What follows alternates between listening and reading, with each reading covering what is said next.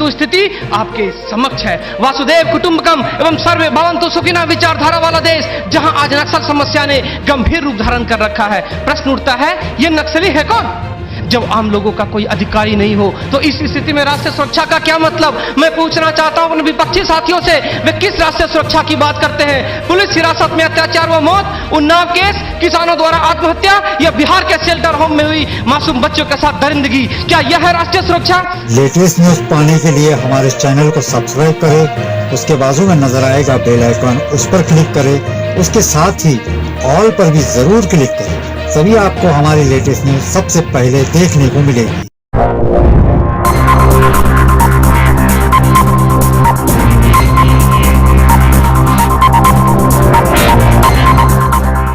स्थिति आपके समक्ष है। वासुदेव कुटुंबकम एवं सर्वे भवन्तु सुखिनः विचारधारा वाला देश, जहां आज नक्सल समस्या ने गंभीर रूप धारण कर रखा है। प्रश्न उठता है, ये नक्सली है कौन?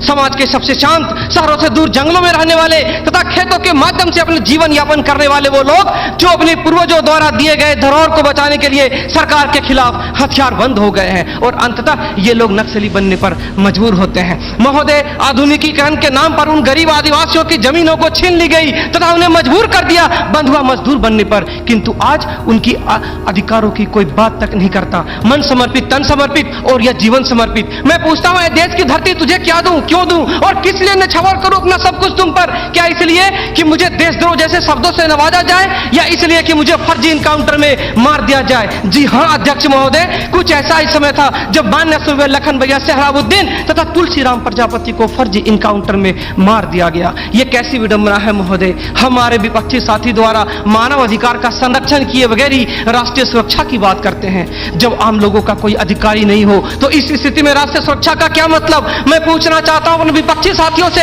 वे किस राष्ट्रीय सुरक्षा की बात करते हैं? पुलिस हिरासत में अत्याचार व मौत, उन्नाव केस, किसानों द्वारा आत्महत्या या बिहार के शेल्टर होम में हुई मासूम बच्चों के साथ दरिंदगी, क्या यह है राष्ट्रीय सुरक्षा?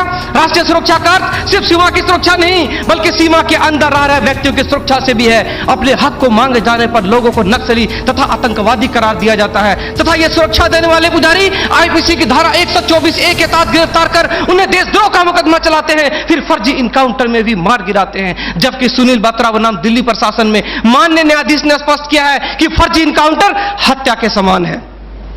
10 जुलाई 2004 को मनोरमा देवी के साथ दुष्कर्म और उसकी हत्या तथा पूर्वोत्तर राज्य की महिलाओं द्वारा हम सुरक्षा बलों के समक्ष निर्वस्त्र होकर विरोध प्रदर्शन करना इस बात का द्योतक है कि हम सुरक्षा बलों ने arms force special power act का दुरुपयोग कर नाजायज फायदा उठाया है। वहां के लोगों को जबरन गिरफ्तार कर उसे मानसिक एवं शारीरिक रूप से प्रताड़ित किया है तथा उनकी बहु बेटियों के साथ दरिंदगी कर मानवता को संसार किया है। यह देश की सभ्य समाज एवं लोकतांत्रिक शासन प्रणाली पर प्रश्नवाचक चिन्ह है। सीआरपीसी की धारा 41, 42, 107, 151 के तहत बिना वारंट गिरफ्तार करने की शक्ति, सीआरपीसी की धारा 129, 130 मजमे को तितर बितर करने की शक्ति और जरूरत पड़ने पर गोली चलाने तक की शक्ति इन सुरक्षा बलों को दी गई है। और कितने अधिकार दिया जाए इन्हें? तो दे दो रोलेक्ट एक्ट जैसा अंधा कानून और ढूंढते रहो इतिहास के पन्नों पर स्वतंत्रता एवं समानता जैसी शब्दों को। महोदय, आज जरूरत है चिंतन की, मंथन की, जागरूकता की, लोगों में विश्वास जगाने की। आज जरूरत है सुपर 30 जैसे संस्थानों की, ताकि अपने पद से भटके हुए बच्चों को उचित शिक्षा, भोजन इत्यादि का प्रबंध कराकर